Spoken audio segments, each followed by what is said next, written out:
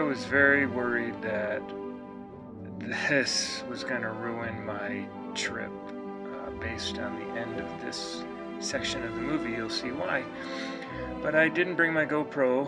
I just wanted to hit Lover's Beach and go up Solmar Mountain. That was my goal the whole trip. And I'd read about the guy's private property on the marina side that only opens his fence twice a day. I was told at the top that I could get down, but as you can see, the gate was locked, he was not there, and his dog attacked me.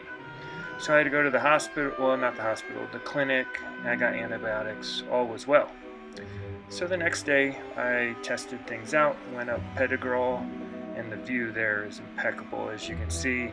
And of course, this is a little unnerving when you can drop 20 feet off of the edge of, this is the sidewalk, right on the road.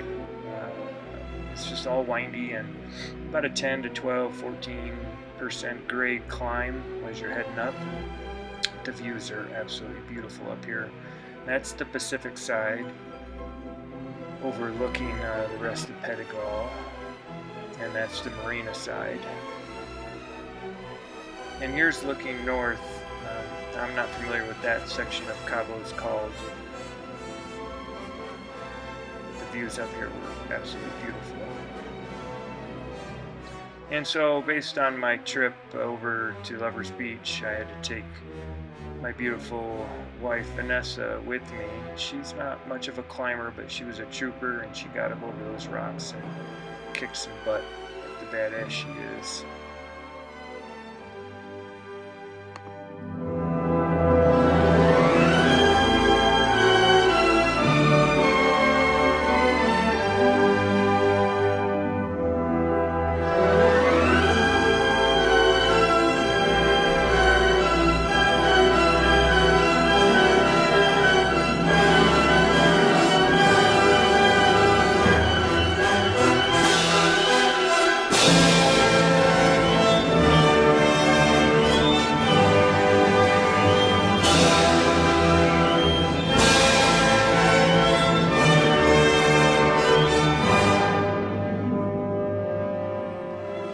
So I was asked why it was Divorce Beach and Lover's Beach, so good old Google to the rescue.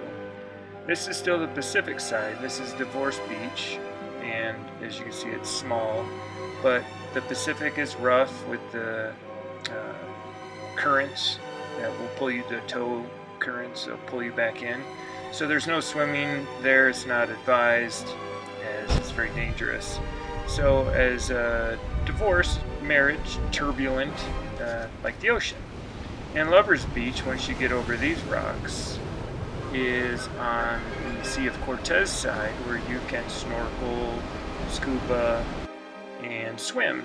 And so that is the romantic lover's side where things are calm and peaceful, and it is a much bigger beach. Celebrities have been known to go there. But be prepared, there is no shade unless you hide around the rocks, and you have to bring everything in via boat, or as you can see, the hike that we did. But people do take excursions on there from their cruise ships, and their boat drops them off, leaves them there for a couple hours, and they'll come back and pick them up. And so my wife was sunbathing, and I said, give me the GoPro. I'm going back up to the top so I can show all you the views. And there is a trail from Lover's Beach. It's not, there's no Strava segment, so I was unaware of it, but I thought there's got to be a way up here. So you can see there's the sign for the trail, and it's not marked or anything, but you can clearly see footprints in the sand. And then once I got up to the top, there's a fence, and I figured that's where the guy's property begins and this Lover's Beach side ends. So this time I just stayed on our side and I went back down. It's not too bad to get up or down if you're used to doing some rock scrambling. So there's two little surges. Once you get up the first one, then that's this view. And then you can continue up to go all the way to the highest point on Mount Solmar, which I did this trip. The first time I didn't.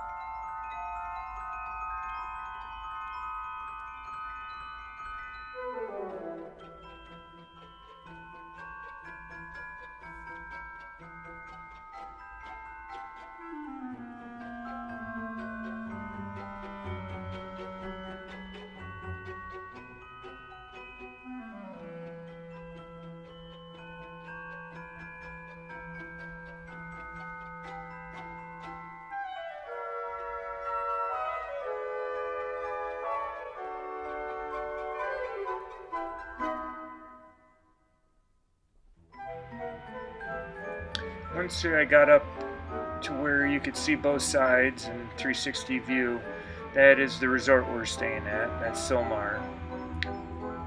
And there's Lovers Beach again. 2 cruise ships that day. And you can see crosses all around at the top of these mountains. So I tagged this one. Well, I didn't tag it, you know what I mean. I reached it. And I'm pointing out that's the top where I was yesterday in Pedda Girl. Pedda Girl. Yeah, I'm butchering that. And then here's some arches, and we went on a dinner cruise, sunset dinner cruise. It was really nice. And they feed us and we drank and had a good time. And just the sunsets are absolutely beautiful there. We loved it, had a great time, and we definitely want to go back. Hope you enjoyed it. Thank you very much. Thank